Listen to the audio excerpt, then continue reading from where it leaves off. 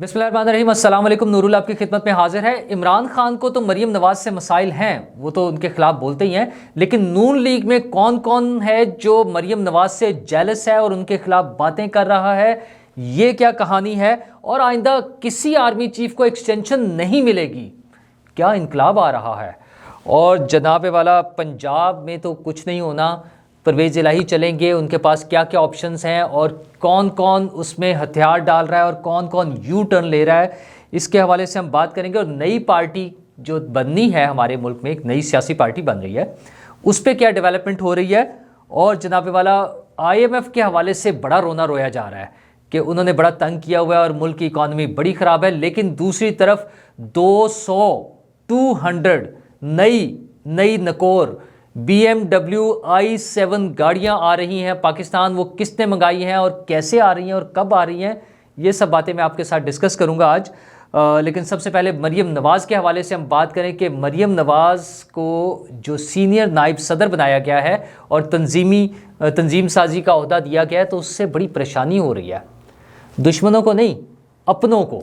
एक तो इमरान खान साहब बातें करते हैं, उनके कभी मेकअप पर बात करते हैं, कभी और वो जो मसाइल होते हैं कि वो क्या कहते हैं उसको, ख़ानदानी सियासत, मौरूसी सियासत, ये जो एक रटा लगाया गया पिछले बड़े अरसे में, जिसके हवाले से सारा ये प्रोजेक्ट इमरान खान के प्रोपेगेंडे का एक हिस्सा जो था कि ये मौरूसी सियासत हो रही है सारी, वो भाई लोग एक्सेप्ट करते हैं, पार्टी एक्सेप्ट करती है, लोग एक्सेप्ट करते हैं, लोग उन्हें वोट देते हैं, वो आ जाते हैं।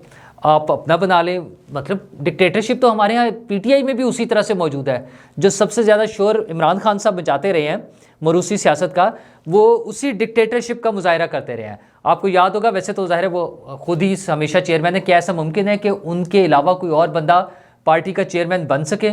जिन मुल्कों में जमहूरियत का वो मिसाल देते हैं कि वहाँ पर जमहूरियत है, वो बड़ी अच्छी जमहूरियत है, वहाँ पर पोलिटिकल पार्टीज़ के सरबराह तब्दील होते रहते हैं। यूरोप और अमेरिका में वो थोड़े थोड़े अरसे बाद पार्टी सरबराह तब्दील हो जाते हैं। तो इमरान खान साहब 26 साल से क्यों पार्टी सरबराह हैं? PTI का चेयरमैन क्यों नहीं तब्दील हो सकता? क्योंकि डिक्टेटरशिप का कॉन्सेप्ट है हमारे यहाँ, एक्सेप्ट ही लोग इस, या ये उनके अल्फाज में, इमरान खान साहब के अल्फाज में, ये डिक्टेटरशिप है। और ग्राउंड रियलिटी ये है कि लोग यहाँ पर्सनैलिटीज़ के साथ अटैच होते हैं, लोग यहाँ पॉलिटिकल पार्टीज़ के साथ नहीं। वो बहुत कम लोग हैं या बहुत कम पार्टीज़ हैं ऐसी जो परवान नहीं चढ़ सकें, जिन्हें पजीराई नहीं मिली लोगों में, जो पब्लिक सपोर्ट नहीं हासिल कर सकती, जिन्हें वोट नहीं मिलते हैं। इस तरह की पार्टियाँ, ऐसा नहीं है कि नहीं है, लेकिन उन्हें पब्लिक सपोर्ट नहीं मिलती। जो पब्लिक सपोर्ट वाली पार्टियाँ वो लीडर्स के साथ एसोसिएट है, वो लोग अपने आप को उसके साथ जोड़ लेते हैं, उसमें मोहब्बत नफ़रत पॉलिटिकल लीडर्स के साथ होती है और उसी की बुनियाद पे पार्टियां चलती हैं। तो उसी तरह से नून लीग है, नवाज शरीफ साहब उसके हेड हैं, आज भी हैं। हमने कानूनी तौर पर अपने मुल्क के कवानीन के मुताबिक चीज़ें प्लस माइनस करके, वो JITs बनाकर, व्हाट्सएप पर मैसेजेस लेकर फ़ैसले करवा के ज़बरदस्ती, अब तो खुल गई हैं बातें कि ISI के ज़रिए फ़ैसले करवा रहे थे, बाजवा साहब फैज़ हमीद को इस्तेमाल कर रहे थे, फ़लाँ जज से फ़ैसले करवा रहे थे। ये सारी बातें अब तो स्टोरियाँ हमारे सामने हो गई हैं। पहले भी इल्ज़ामात लग रहे थे, बात हो रही थी, लेकिन अब तो सबूत आ रहे हैं, अब तो FIR कट रही हैं बराह रास्त। जावेद चौधरी साहब इस काम में पेश हैं, तो लोग तो उनको नहीं भूले हैं। लोग तो आज भी नून लीग को नवाज शरीफ ही समझते हैं, या नवाज शरीफ को ही नून लीग समझते हैं। तो वो पार्टी हेड हैं, पार्टी लीडर हैं, हेड जो है, प्रेसिडेंट जो है वो शहबाज शरीफ हैं। लेकिन जब से मरीम नवाज़ को अपॉइंट किया गया है, तब से बड़ा मसला आ रहा है पार्टी के अंदर से। अब ये खबरें आ रही हैं कि पार्टी के जो लीडरशिप है, टॉप लीडरशिप के बाद जो है, वो बड़े परेशान हैं। ज़ाहिर परेशानी की वजह क्या है कि एक नई लीडर आ गई है। अच्छा, अब उसकी पॉलिसी के मुताबिक चीज़ें चलेंगी, उसका एग्रेसिव एक स्टांस है, उसमें ग्रुपिंग धड़ेबंदियाँ हर जगह होती हैं, यहाँ पर भी हैं। आपने देख ही लिया है मिफ्ता इस्माइल वर्सेस इसहाक डार, जिस तरह से वो बातें करते हैं, हमें नज़र आता है कि कितना बड़ा उनका झगड़ा है आपस में। अच्छा, शाहिद खाकान अब्बासी साहब के जो मामलात हैं वो बिल्कुल डिफरेंट नज़र आते हैं। तो इस तरह तमाम पार्टियों में होता है, ये कोई अनोखी नहीं है, यहाँ पर भी है। तो उन्हें बड़े मसाइल आ रहे हैं, वो ज़राए के ज़रिए बता रहे हैं कि ये तो बहुत गलत हो रहा है, नून लीग ने सारा जो है मरकज़ बना दिया है शरीफ ख़ानदान को। नवाज शरीफ साहब हैं, उसके बाद शहबाज शरीफ साहब हैं, और अब उनके बाद मरीम नवाज साहिबा हो जाएंगी, सबसे इंपॉर्टेंट, सबसे ताकतवर सीट। अच्छा भी होंगी, ज़ाहिर है, अंडरस्टूड सी बात है। अच्छा, उसकी वजह क्या? वजह यह है कि मरीम नवाज जो हैं वो क्राउड पुलर हैं। पार्टी ने वोट लेने हैं, पब्लिक से वोट लेने हैं, लोगों से वोट लेने हैं। तो मरियम नवाज वो फेस हैं, मरियम नवाज वो लीडर हैं पार्टी में जिन्होंने वोट लेने हैं। अब पीटीआई में अगर कोई कहे कि इमरान खान के अलावा कोई वोट ले सकता है तो वो ऐसा मुमकिन नहीं है। शाह महमूद कुरैशी साहब सीनियर वाइस प्रेसिडेंट है और आपको मालूम है कि अभी ताज़ा तरीन जो आखिरी इलेक्शन हुआ है, शाह महमूद कुरैशी साहब की बेटी, शाह महमूद कुरैशी साहब ने भरपूर उसके लिए कैंपेन की, वहाँ पर मौजूद रहे और उनकी बेटी हार गई, इलेक्शन हार गई। तो पीटीआई में जो क्राउड पुलर है, जो पार्टी की जान है, जो पार्टी की पहचान है, वो है इमरान खान। इसी तरह नून लीग में अगर नवाज शरीफ के बाद कोई दूसरी पर्सनालिटी है तो वो मरियम नवाज है, इसलिए उनको बना दिया। अब उसमें ये करना कि जी नवाज शरीफ हैं, फिर उनका भाई जो है वो वज़ीर आज़म बन गया है, भतीजा जो है वज़ीर आला बन गया था और बेटी जो है वो सीनियर नायब सदर बन गई, तो और किसको बनाएं? अच्छा, वो बना के क्या वो टारगेट्स अचीव कर सकते हैं? पॉलिटिकल पार्टी का एक टारगेट है, हर पॉलिटिकल पार्टी का, कि हमने इलेक्शन में पार्टिसिपेट करना है, लोगों से वोट लेने हैं और उसकी बुनियाद पर हुकूमत बनानी है। तो लोगों से वोट लेकर हुकूमत बनाने के लिए वोट किसको मिलेंगे? वोट मरियम नवाज को मिलने हैं। तो लोग उसमें जो मर्जी करें, उनकी परेशानियां हों, जो भी हों, ये कंपनी ऐसे ही चलेगी। हमारे यहाँ पॉलिटिकल पार्टीज़ इसी तरह चलेंगी। अगर नून लीग में मरियम नवाज हैं, पीटीआई में इमरान खान हैं, तो उधर पीपल्स पार्टी में बिलावल भुट्टो है। वो लेगेसी है फैमिली की, वो उसी की बुनियाद पर लोग उनको वोट दे रहे हैं।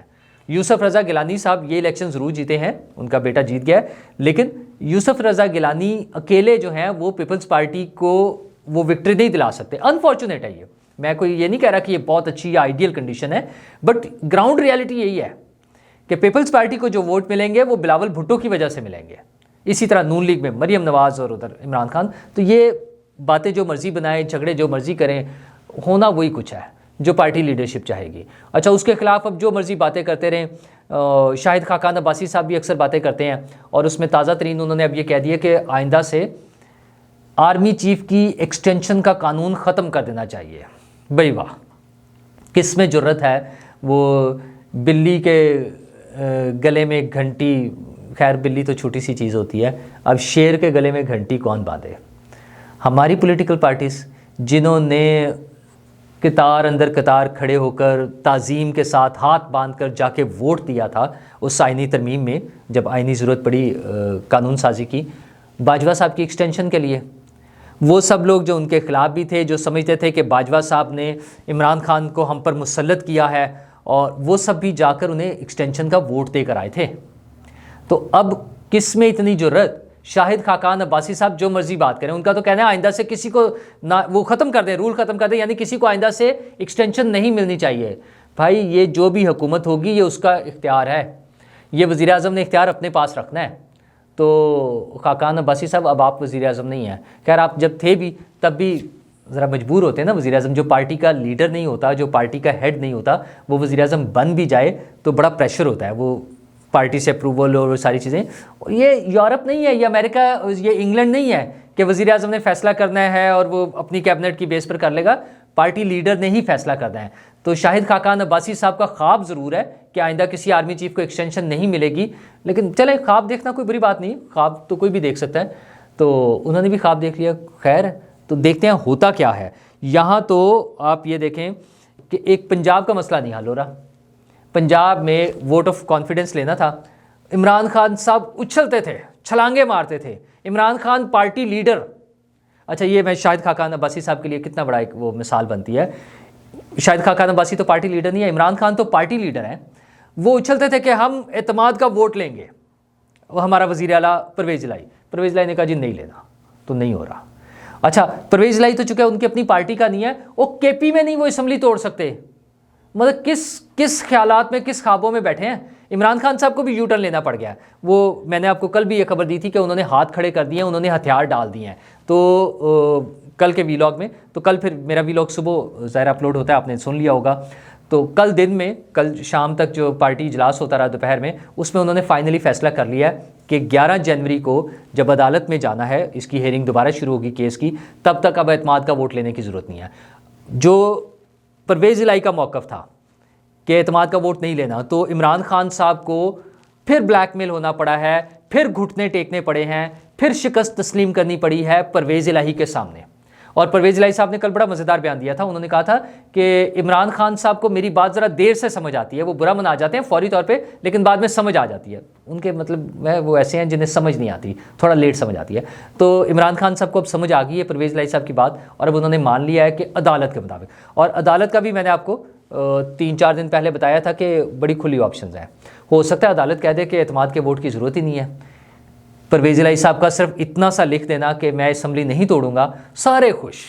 हमारे यहाँ तो वैसे भी अदालतों में ऐसे फैसले होते हैं, रिमार्क्स ऑन रिकॉर्ड मौजूद है अदालतों के, कि ऐसा फैसला करेंगे जो तमाम फ्रीकैन को काबिल कबूल हो। तो अगर तमाम फ्रीकैन, फ्री कौन है?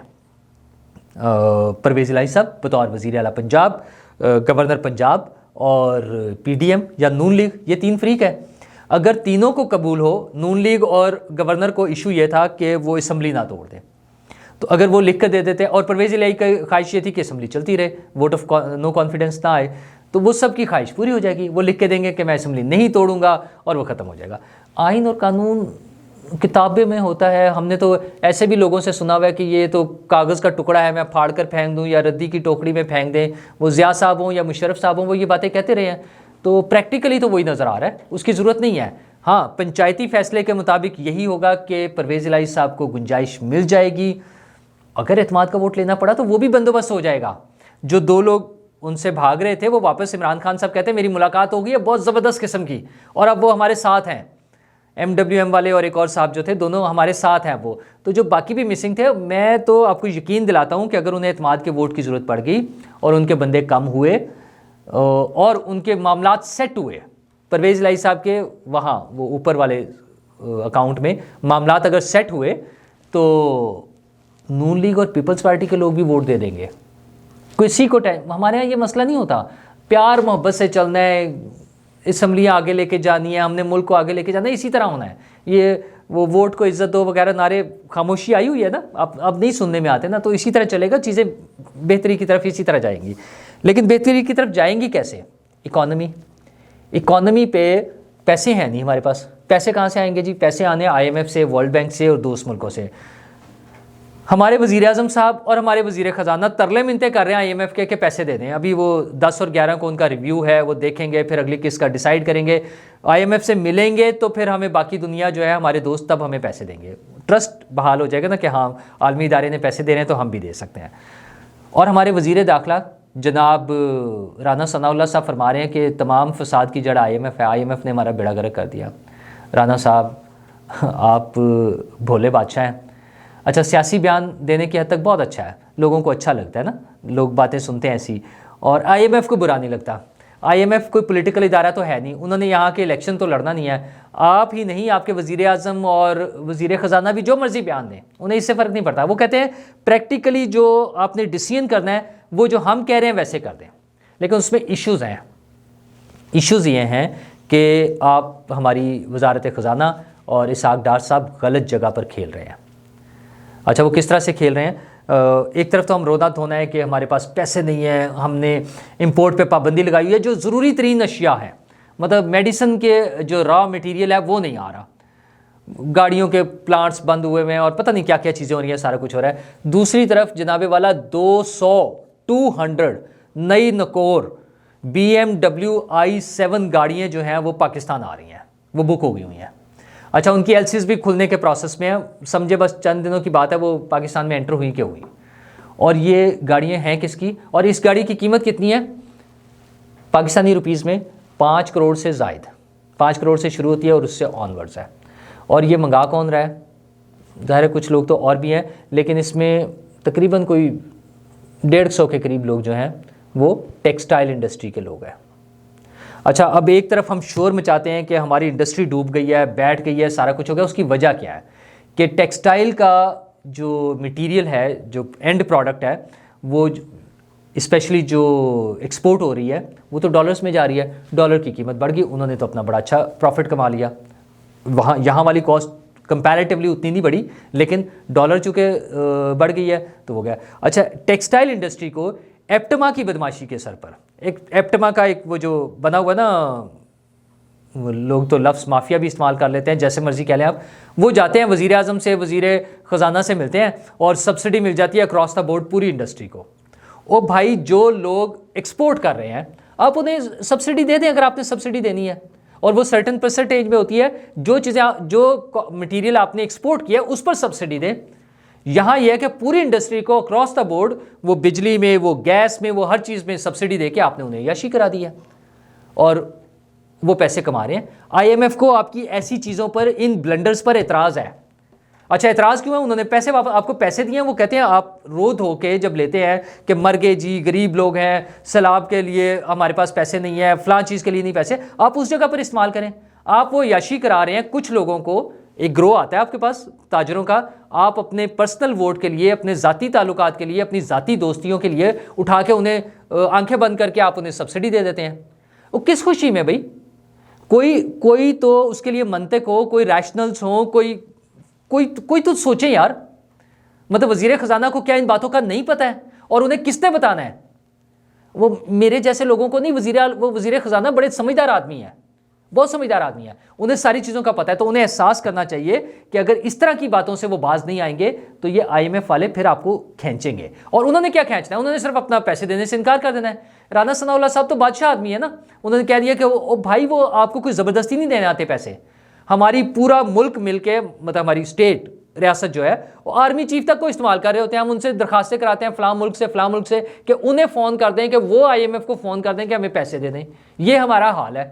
तरले मिनतों वाला तरला मिनता ग्रुप है हमारी हुकूमत जो है। और वज़ीर दाखिला बैठ के फरमा देते हैं कि जनाब कोई ज़रूरत ही कोई नहीं हमें, तो आईएमएफ ने हमें तंग किया हुआ है। आईएमएफ ने नहीं तंग किया हुआ, हमारी अपनी हरकतों ने तंग किया हुआ है। हिम्मत है तो बात करें कि हमारा मसला क्या है, हमारे पैसे जाते कहाँ हैं, उसको कोई तनासुब में लेकर आएँ। पाकिस्तान के जो खर्चों को है, ये अल्ले तल्ले जो है वो बंद करें, उसको बंद करें, लोगों तक पहुँचाएँ। लोगों का हाल ये है कि आटे के लिए लाइन में लगे हुए लोग वो घुटन से मर रहे हैं। मतलब ये किसके ज़िम्मे होगा यार? 150 रुपये किलो आटा, और आज उस पर मज़ीद बढ़ गया 160 रुपये किलो। मुसीबत ये है कि हमारे जो वज़ीर ख़जाना होंगे, जो हमारे वज़ीर आज़म हैं, जो हमारे बड़े बड़े लीडर्स हैं, उनको पता भी नहीं होगा कि 150 रुपये क्या होता है। उनके नज़दीक तो मजाक होगा ये। 150 रुपये सुन के वो तो हंसेंगे कि 150 रुपये।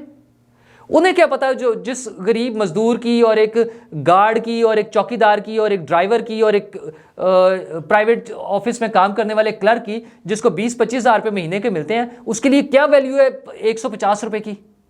वो किस तरह से आटा पूरा करेगा? किस रेट पर वो दाल खरीदता है, किस रेट पर सब्जी खरीदता है, टमाटर खरीदता है, प्याज खरीदता है? वो इमरान खान साहब वाले लल्ले तल्ले हमारे हुक्मरानों के, तो कि मैं कोई प्याज और टमाटर के रेट तो नहीं पता करने आया। और सबका क्रॉस द बोर्ड यही हाल है। उन्हें क्या पता क्या होता है? पेट्रोल जो है वो 200 रुपये से ऊपर जब चला जाता है तो क्या उसकी प्राइस होती है? डॉलर जो है 250 रुपये से ऊपर है तो उसकी क्या कॉस्ट है, हमें क्या क्या नुकसान आता है? उनके तो डॉलर्स अकाउंट्स हैं, उनके तो वो खुश होते होंगे कि अच्छा आज हमारी वर्थ इतनी ज़्यादा बढ़ गई है पाकिस्तानी रुपीज़ में। ये मेरे आपके हम 24 करोड़ लोगों के मसाइल हैं, उसके लिए सोचें। हमारे वज़ीर ख़जाना और हमारे वज़ीर आज़म साहब उन चीज़ों के लिए सोचें कि ये लोगों ने लाइनों में लग के धक्के खा के मरने के लिए आप लोगों को ईवान इक़्तिदार में नहीं पहुंचाते। वो इसलिए पहुंचाते हैं कि आप उनके लिए कुछ करें, उनकी मदद करें, उनको सपोर्ट करें, उनकी आसानियों के लिए काम करें। और वज़ीर दाखिला साहब आप सिक्योरिटी के इश्यूज़ पर बात करें। हमारे मुल्क में ये जो आए रोज़ धमाके हो रहे हैं, ये जो मसाइल बने हुए हैं सिक्योरिटी के, उसके बारे में तवज्जो दें। या आईएमएफ को छोड़ दें, ये सियासी बयानात छोड़ें। जिनके ज़िम्मे है आईएमएफ को डील करना, उनको करने दें और उनको अच्छे तरीके से करने दें। ये जो गाड़ियाँ आ रही हैं ना, 150-200 गाड़ियाँ जो आ रही हैं, ये जब चलेंगी फिरेंगी तो वो जो बंदा जो 150 रुपये किलो आटा नहीं ले सकता और जो बंदा लाइन में लग के मर जाता है आटे लेने के इंतज़ार में, उनके बारे में सोचें, उनके क्या व्यूज़ होंगे आपके बारे में। तो उसके लिए कोई ख्याल करें। ये 24 करोड़ लोगों का मुल्क है, इसमें अनारकी की तरफ हमने नहीं जाना। वो कुछ लोगों की ख्वाहिश है कि यहाँ पे दंगे फसाद हों, यहाँ पे खाना जंगी हो, लोग एक दूसरे को कत्ल करें, मारें और फिर उसमें हम अपना लुच फ्राई कर लेंगे, हम कोई उसमें से फ़ायदा उठा लेंगे। उस तरफ हमने नहीं जाना। बेहतर तरीके से प्लानिंग करें। हम बार बार बात कर रहे हैं, जब से सैलाब आया है, अभी सैलाब मुतासरीन की भी इमदाद का एक इशू है, वो अपनी जगह है। मैं कई मरतबा बात कर चुका हूँ कि हम ग़िज़ाई बहरान की तरफ बढ़ रहे हैं, तो इस पर हुकूमत ने तवज्जो देनी है। कोई वज़ीर खुराक भी होगा, चलो कुछ भी नहीं है, वज़ीर आज़म तो है ना, उसको जो कंसर्न डिपार्टमेंट्स हैं उनसे बात करके लोगों के लिए आसानियों के लिए, उनके लिए कोई, उनकी बेहतरी के लिए कोई काम करना चाहिए। तभी लोगों का सियासी जमातों पर ट्रस्ट बरकरार रहेगा। वरना यकीन माने ये अगले चंद दिनों में IMF ने अगर इनकार कर दिया हमारी इन हरकतों की वजह से और हमें IMF से पैसे मिलने बंद हो गए, तो फिर वही प्रोजेक्ट, दूसरा प्लान भी मौजूद है। फिर 2 साल के लिए केयर टेकर हुकूमत आ जाएगी और आप सब लोग घर बैठे होंगे टाई फिश। और इसी, मैं अब उस पर मज़ीद नहीं जाना चाह रहा कि क्या होगा। फिर सब लोग बैठ के अपनी अपनी बांसुरी बजाएंगे घरों पे और लोगों के लिए मुश्किल वक्त फिर आ जाएगा, क्योंकि उन्होंने मुश्किल फ़ैसले ले लेने हैं। तो मुश्किल फ़ैसले अपनी जगह पर, लोगों की ज़िंदगियों को मुश्किल ना बनाएं, उनके लिए आसानी के लिए कुछ सोचें ताकि आम आदमी की ज़िंदगी आसान हो सके। शुक्रिया।